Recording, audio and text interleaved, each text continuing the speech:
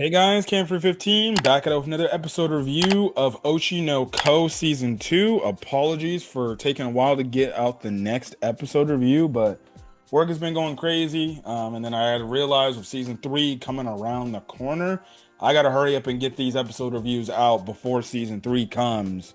Because I don't want to still be reviewing Season 2 as Season 3 is dropping, and I got to catch up on a week-to-week basis. But this episode was another solid episode, but I do remember like when I was watching this episode on a week-to-week basis, getting that shock reveal at the end of the episode when Aqua's like, "Hey, Himikawa, we're related. You know, our DNA is related, so we're related, like we're siblings and stuff like that," which was crazy. But um, we essentially get the pickup where we last left off from the end of the play last week, where Aqua is doing his scene. And we kind of have it to where, again, Aqua is taking the approach of he's going to act, but he's going to hate acting. He's going to remember that moment when I died right there. And he's going to use that as his way of inspiration to act or do this emotional acting type of routine. But at the end of the day, also know, like, I'm going to find the killer who killed, right?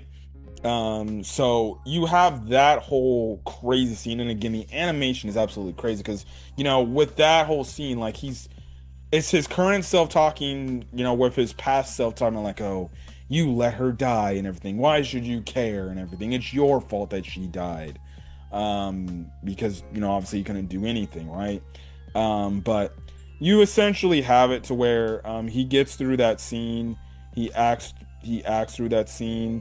It was, again, the animation looks really good, but the way how the play turns out, they use their powers to basically bring her back to life, and yeah, and basically it's kind of a symbolic type of thing because then it's like Aqua looking at it, and it's just like he wants Ai back alive, and if he could bring her back to life, we clearly know like he would. And you do get this symbiotic scene where Ai is alive, right? And he goes, and Aqua goes to hug her because he loves her, right? That's his mom slash the person he looks up to much. And you just have it to where Ai is like just telling them like, "Hey, you're doing a great job. You're making me proud. I'm glad that you're doing something that you love," right? And essentially, you have that moment where she basically says like, "I love you and I'm proud of you," right?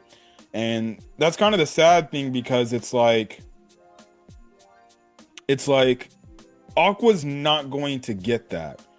Now in that scene, you do have that moment where obviously Akane. Now I don't know if that's mostly due to the acting right there and why she's looking so stunned, but maybe Akane saw something within Aqua like, "Wait, this ain't the Aqua I know. Like something must have happened to him," because she was in absolute shock. Like she gave that look like, "What the frick?" He's crying, right?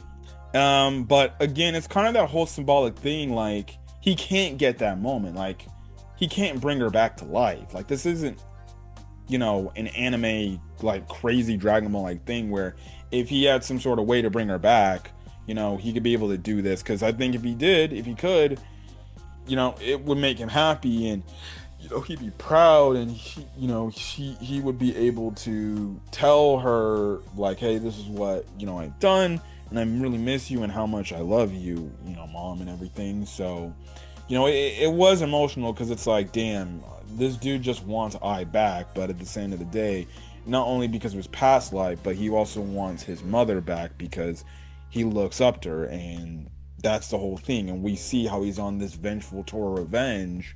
And it's crazy because it's like when he achieves his revenge, like, dog, it's what is it gonna do? It's not gonna bring Ai back. It's just gonna give you relief, like, okay, I found the dude who killed her, but is that gonna help? No.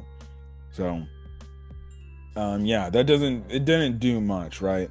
But anyways, the play is over, and everybody did a job, liked it. The play was really good. The play got good reviews. Everybody's happy. Ruby wants to do the next freaking idol thing, but Miyako's like, well, Kana's got to do like a few more of these plays before we can get back to doing idol stuff. And it's funny because Kana's like, Jesus, I gave it everything I had in this one play, and you're telling me I got to do more, which is, it's crazy, man. Like, I can only imagine being in like that type of industry where you're doing like plays, right? Especially like plays, like I bet you like you'll probably like for that first play, right? Because you're probably gonna get the best of the best crowd, right? Because that's gonna be where like the rich people show up, they're going to be expecting the best of the best. And it's like you poured so much heart and effort into your acting just to impress everybody. It's like, damn, you realize, oh shit, tomorrow I got to come back and do the exact same show. And I got to exact damn near similar, identical, the exact same way that I did it before. Because like, if not, well, then it's going to make the play look bad, right? Which is kind of crazy how those people who do plays and everything are able to do that, right? Like, I feel like that'd be extremely hard now. It would obviously, eventually, at some point, like, you're gonna know what you're gonna do because you memorize your lines and stuff like that. But, like, for the acting process of that, like, just to, like, you your heart, you basically give everything out. Like, because you could tell, like, Kana gave everything in this play, only to realize, oh shit, I gotta turn it around, and I gotta turn it back again and do it tomorrow and have the exact same shit I've done, which is crazy. So, again, props to freaking actors and plays, bro, because like you could be going to a play and it'll be like the fourth time they probably done the play, right? And they're still given like 110% effort, like as if it was the very first one, right? Because hey, that's what makes them the money. That's what gets them paid the big bucks and everything. So, yeah. But after this ends up in, them having like a celebration for everything that they're doing. And stuff like that. You do get a montage of all the plays, but they do have a celebration after the play is completely done, and stuff like that. So you do have that moment and everything. But Aqua does have a talk with the director, but eventually that's when Himikawa comes in, and they basically go to this freaking bar. Right now, we find out like Himikawa is like a lot older than he looks. Like, he looks like he should be in the same grade as Aqua and the others, but we find out like the dude is basically damn near in his 20s, right? And they're in this bar, so he can drink and everything, and these girls are all around him and stuff like that. Or realistically, his dad. We find out like the director dude is his father, and basically his father's like, you need to hit up all these women and stuff like that, and things like that, which is funny. And it's funny too because some of these women, they actually kind of do simp for him too. But you do have it to where Aqua does ask him some questions, right? And then we do find like the director was taking care of Himikawa the entire time, but then we get the last bit of the episode where we get left off on that cliffhanger where Aqua basically gives a DNA test because early in the episode he had like DNA samples of hair strings and everything, and then he gives him this. Himikawa was like, what the hell is this, a DNA test? And basically, that's when Aqua's like, so, we're related. So what's that about? I need you to talk to me about your father, right? That we got, because he's like, we got the same father. So apparently it seems like I and Ruby's father, had something to do with Himikawa. So in a weird way, that means this dude is probably like step brothers or half siblings to Aqua and Ruby. So we'll see where it goes on in the next episode. But another great episode.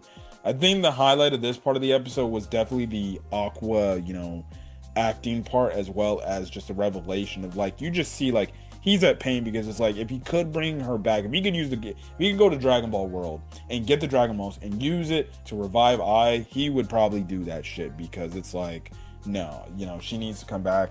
That's who I really care about. That's who I look about, and that's my mom and stuff like that. And you can clearly tell he gets emotional about that. So yeah.